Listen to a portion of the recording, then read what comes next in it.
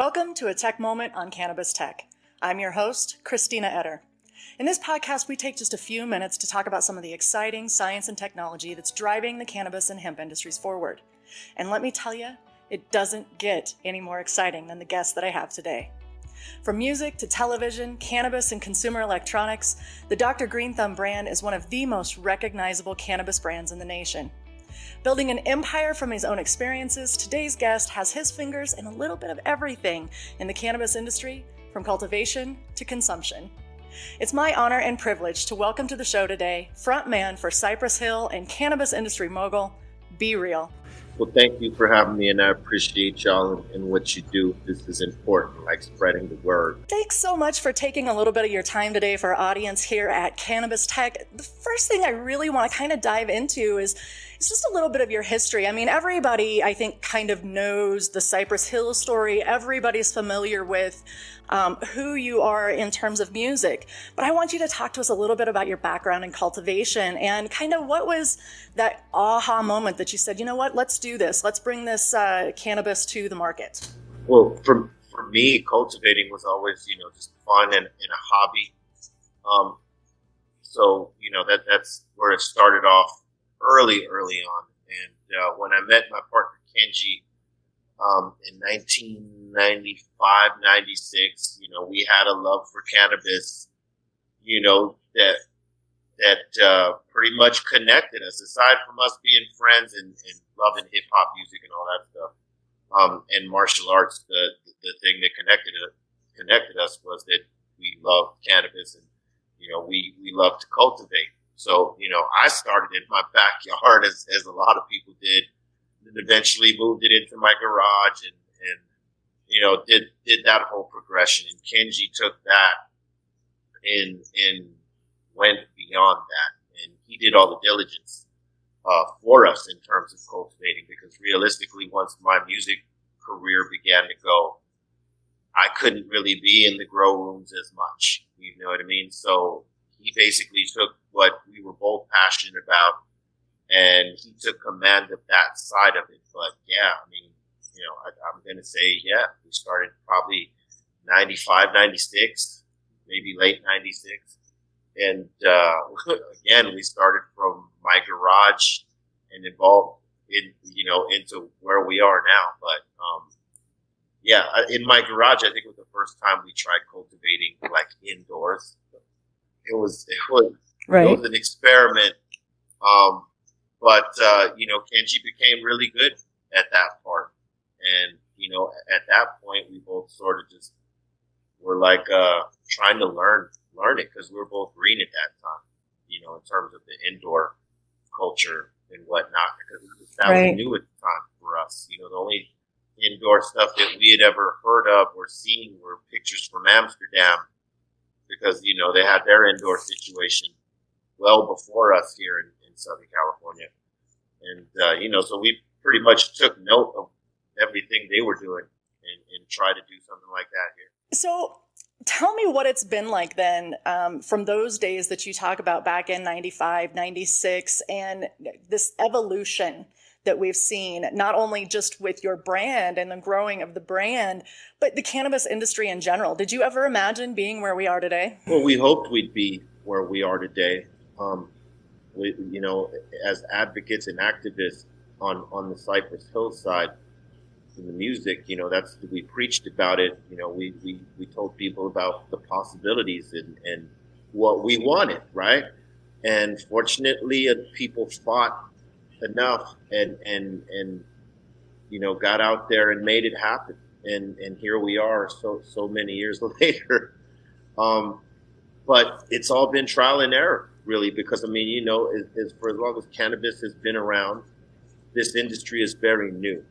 And even, in those early times, it was all trial and error, learning how to cultivate, learning what genetics were worth cultivating, and just constantly evolving and learning and adapting with the new technology that has become available to us from then to now. And now, we don't necessarily have to hide it like we used to. That was the other thing. It was very clandestine because no one wanted to get caught.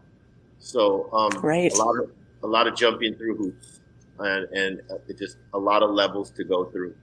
And now, you know, when you figured out you had all that down, and legalization comes, and now regulation comes, and all that, you have to change certain things because, you know, some of those things that you might have done along the way that, you know, helped you become a better cultivator, or, you know, learned how to get consistency in what you're producing. Certain things in these regulations might change that, and you have to adapt to that and figure out, okay, how can I stay consistent? How can I keep, you know, producing the product at the level that we were before, when, you know, when we crossed over? Because they make it tough. I mean, it's definitely not easy, especially with taxation and all that. But yeah, it's constantly evolving, really, and you know, it's a never ending lesson. Let's just say that. And again, it's a new Right. industry, so I'm sure there's a lot of things to come that we're going to have to adapt to before it gets Absolutely.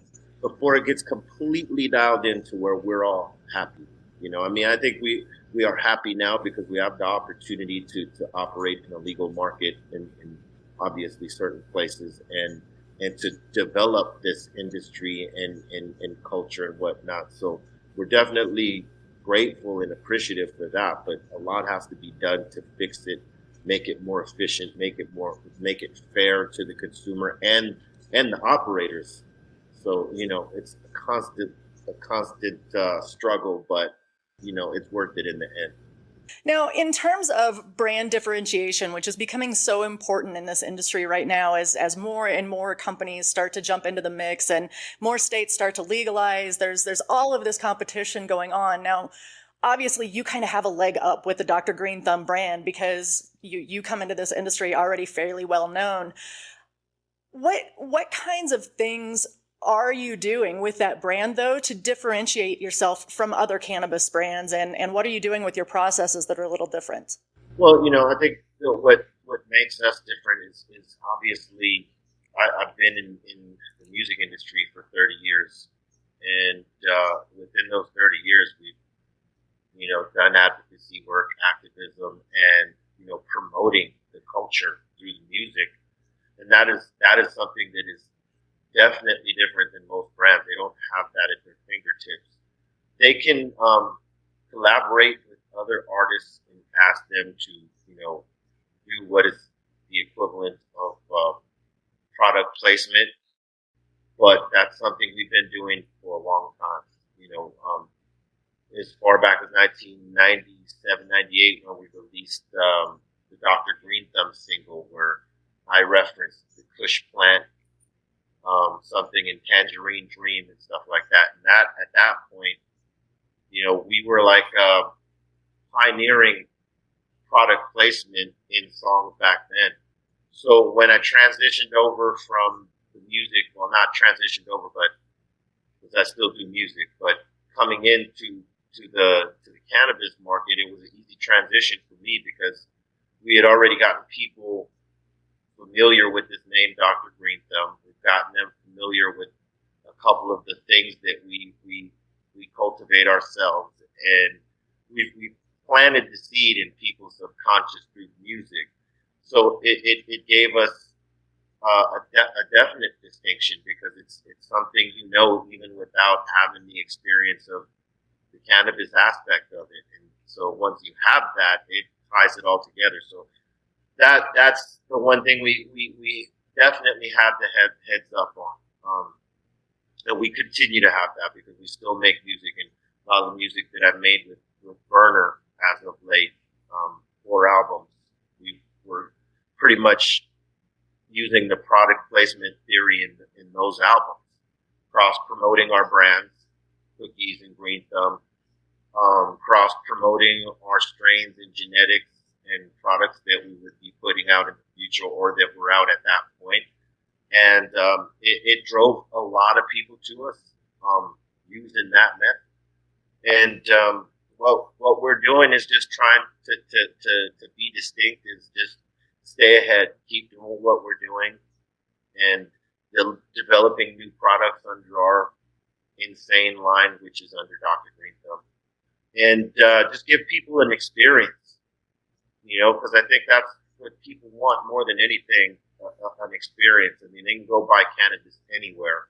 There's so many shops, branded and unbranded. They can get cannabis anywhere, but you want a feeling, you want a vibe, and you want an experience. And some people don't care about that, but a lot of people do. So I think that's what we're trying to focus on, giving them an experience, and and just keeping the level of consistency in the quality of our products, and just our own culture, just moving it forward. That's basically where we're at right now. Definitely. And that is actually a great segue into the next question that I had, because I had listened to another podcast that you had done, and you mentioned that you talked about kind of looking at the Oklahoma market.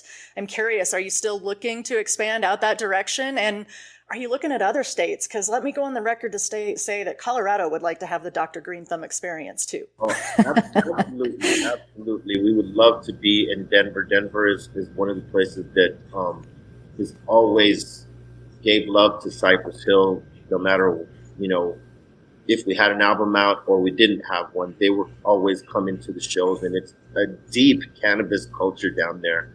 I mean, some of our first 420 shows that we were playing, well, I should say it in the middle, because, I mean, we were playing 420 shows before a lot of bands were. We were playing them in San Francisco, and I think one year Wiz Khalifa decided to come to the Bay and do a 420 show. So we vacated the Bay so that we didn't split the market with Wiz, and we went over to Denver, and it was off the hook. And so we always had a great connection to places like Denver and Colorado in general. So it's definitely some place we want to plant our flag, and definitely we want to be MSO. Right now, we're focusing on California to get all the flags planted in the specific places that we wanted to target. And after we lock in these specific places, we're definitely looking to come outside and plant flags in all the cannabis-friendly states. That's fantastic. I personally, as a consumer myself, I cannot wait for the day where we can go, and kind of choose the region or choose the product that we're choosing. Here in the mountains, I would love to have ocean grown cannabis, but because we're in the mountains, we get mountain grown cannabis. And I'm sure that the same is true, if you flip flop those around. But it's definitely interesting to kind of see how the industry is evolving, how companies like yours are looking at other states as more states come online. It's just very fascinating to me to see all of this kind of evolving and see how this industry is really expanding across the United States. It's lovely. I think it's absolutely lovely. It's amazing. And, we got to credit that to all the people that did the work to get it legalized in a lot of these states and decriminalized. There's still a lot of work to be done. Obviously, we want to legalize the nation. That should be the hashtag, right? I just, often think, what would Jack Herrera be feeling right now to see, like, a lot of his work that he put in, and a lot of the lengths that he went to educate people about cannabis and the possibilities. I mean, he saw this, and, to see everything happening right now, I believe he'd be very happy. But he would definitely have something to say about all the holes that need to be filled in this particular industry now. Our culture is now accepted, and it is now, an industry. And, there are a lot of people taking advantage of that. And those people need to be a part of fixing the problem, because a lot of people are coming in exactly and washing a lot of small business owners out and all that stuff. And some of them that are coming in with all that money are also taking a bath. You know what I mean? So it's not safe for everyone, and we need to make it safe. So, people want to come and try to create a business from this, that they're not going to take that bath and just be washed out so easily. especially with the taxation that happens here in California. I mean, in other places, Oh heavens, yes. definitely better, but here we're getting screwed so badly. But the state has rebounded because of cannabis. There's no other industry that creates the tax dollar or the revenue for the state like cannabis. So for me, I've seen it. I've seen it in a dream. Once the corporations are allowed to come in, they will put the money behind the lobbying to bring those taxes down where they will win. And by that time, there'll be so many mom and pop shops washed out that, it'll have done its damage. And I think they need to fix these problems now so that those folks have a chance. Right. Yes, I agree with that completely. Now, one thing I want to kind of step back to, you talked about the pioneers in the industry and how far we've come and how we're trying to fill these holes and fill gaps and fill knowledge and efficiencies. So let's switch gears a little bit now and talk a little more about tech. So in my opinion, I think technology and the science is kind of what's shifting perspectives. As the more technology and science we have supporting the industry, the more legitimacy I think that it kind of brings to those people that haven't been comfortable with cannabis before. But I heard that you are using in your cultivation facilities an application called THC Controls to help control your environment. Do you want to talk a little bit about that and how that's helping your cultivation? Yeah, I mean, simply put, it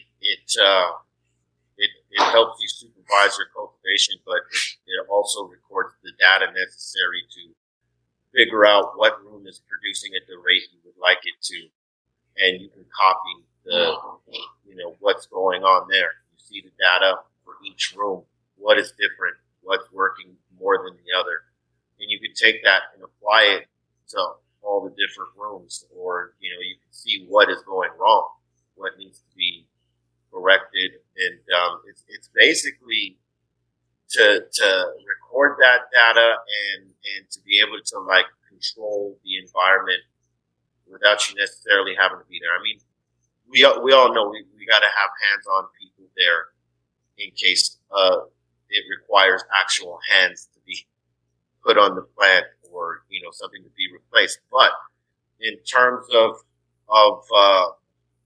giving you the data so that you can see it there, whether it's on a tablet or a phone, and control the system, and call whatever supervisor and say, hey, in this room, this and that and the other is happening. So, to me, a lot of cultivators that are now in places that they're producing huge volume, you need something like that so that you can keep the consistency of the quality. I mean, sometimes you lose it when your volume is too,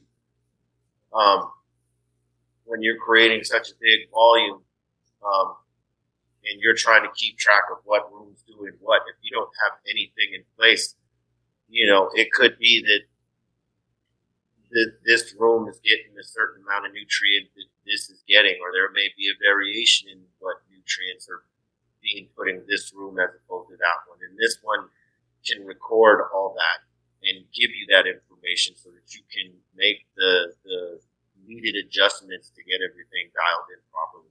And if you're going to be an MSO, in terms of putting your genetics out onto another, into another state with another cultivation group, that's one way of keeping them honest with the SOPs and make sure that, they are doing everything to the letter as it relates to cultivating your genetics and all that. So it serves so many different purposes for the cultivator and for the actual operation. And we feel like, obviously tech is always big in any industry. And we thought this would be something that would be beneficial to our cultivation, putting a system like this in place so that, we can always be in the know of what our rooms are doing. Whether there's an error in a piece of the equipment or, any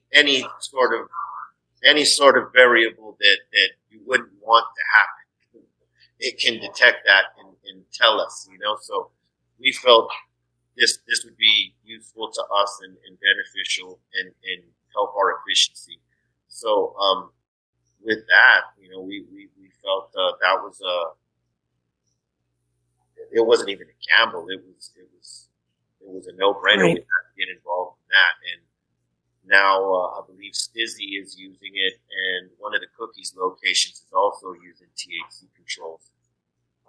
So I think you'll see more tech coming along into the cannabis industry as some of these tech giants learn what the industry is and where they can actually apply some of this new technology where it would actually work for us. See, and the difference Right. between THC controls is it wasn't a tech company trying to serve something in community. This was like developed by cultivators for cultivators. So, that is the big difference. When a cultivator sees this and goes through the program and automatically they know this is something that they can work with for sure. If they're doing volume, warehouse volume style cultivation. Most definitely. You mentioned the word consistency, and I think for the general public out there, one of the biggest misnomers really is that cannabis is easy to grow, and it's really not. It's a plant, it's a delicate plant that if you're going to grow it for commercial purposes like this, or for even for your own consumption purposes, there are some very consistent environmental conditions that have to be maintained. And so it's interesting for me to look at these different systems. I've covered a lot of them through Cannabis Tech, and it's interesting to me to see just how many variables actually impact how that cannabis grows. Yeah, I mean it's a science and it's an art. I mean, yeah, anyone can grow it in their backyard or in a in some sort of enclosed environment easily. But is it going to be quality? That's where years of experience come in and the love for doing it, and someone doing their diligence. Like, okay, so how do I grow an outdoor plant as opposed to an indoor plant? And if you do your diligence, you might learn how to grow outdoor properly and make it, top shelf quality. But most people don't know that. Let me go plant a seed outside. I'm gonna water it, and I'm gonna smoke it. This is gonna be the best shit in the world.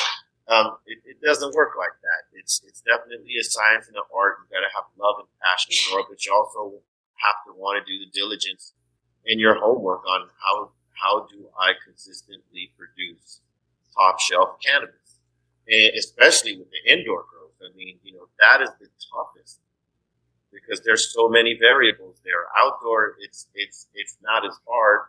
The science isn't as I think not necessarily complicated. It's just there's just not as much things that you have to do. You just have to make sure that your plants are in the right place, getting sun all day, and have the right nutrients, and people looking to see if there's any bugs or any type of thing like that. But if they're in a greenhouse, you don't necessarily have those problems. So, but there still is a method, in terms of cultivating outdoor. There are some outdoor cultivators now that make it look easy. They're so good that they make it look easy, and someone would think, oh, I can do that. But they don't know the work that entails some of the shit that you see some of these outdoor cultivators are doing. So it's work. It's love and work. So you're also starting to put your stamp on lovely consumer electronics. I don't know if you can see everything here, but GPen was kind enough to send me a set of the Dr. Greenthumb devices. And I got to tell you, I'm in love with the Stündenglass. I think it is literally the coolest device that I have used in a long time. So I'm curious, what's your motivation behind obviously the branding, and then what's your opinion of Stündenglass? I've seen you use it too, so I'd love to hear your thoughts. The Stünden is a devastator. We love it. It's like if someone comes in here and they want to themselves to the test. That's the first thing. We might break out. All right, you want to test your level of stoner tolerance? Let's see where you're at. Pop off. But yeah, I mean, it was something with them. It was a no-brainer because it was something we would use here, and we do use it. We tend to use it more for the dab than the flower, but we have used it for both. So for me, when we get into these collabs, I wouldn't do anything I wouldn't collab with anybody for a product that I wouldn't use myself. I use these GPen products because I believe in them. So when the discussion came to do a collaboration, it was just automatic. I've known those guys for a long time, and we've always talked about collabing. But at the time, neither of us were in the right place for it. I think as our companies were growing, and now seems to be the time. We have our retail stores open. Our brand is doing well and is getting more notoriety as we go along. And it just seemed like the right time to put out new products with GPen. And for me, I love the Stündenglass, but the Connect is the shit. Because you can connect the Stündenglass. Fucking awesome. Right? I can't tell you how excited I was when I found out that the Connect worked with it.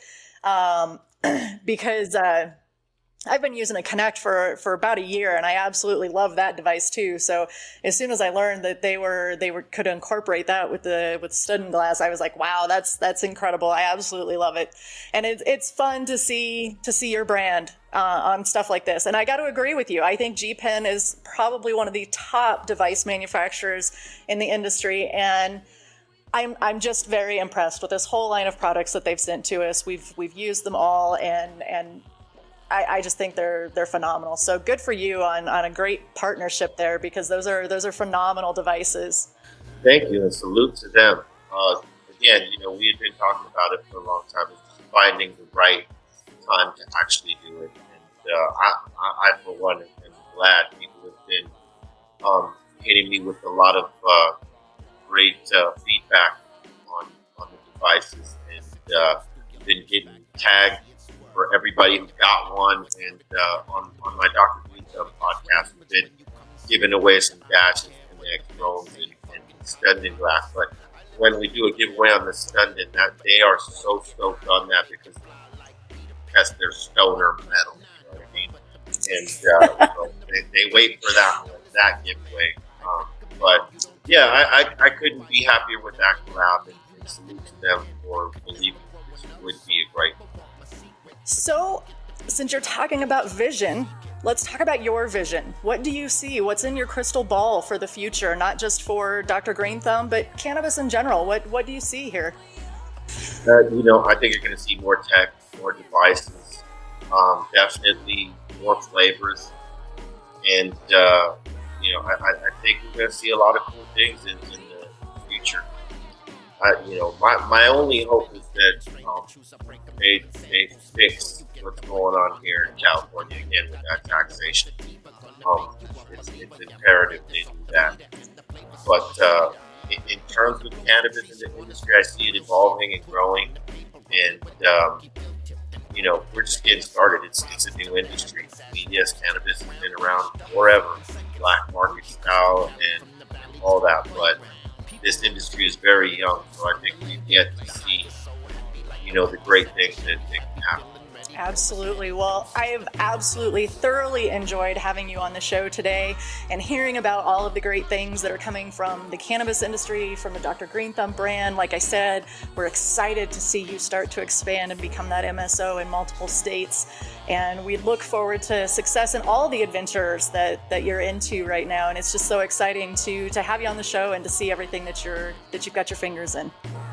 Well, thank you very much. Thank you for having me. And, stay smoking the good and stay in that positive lane to everyone.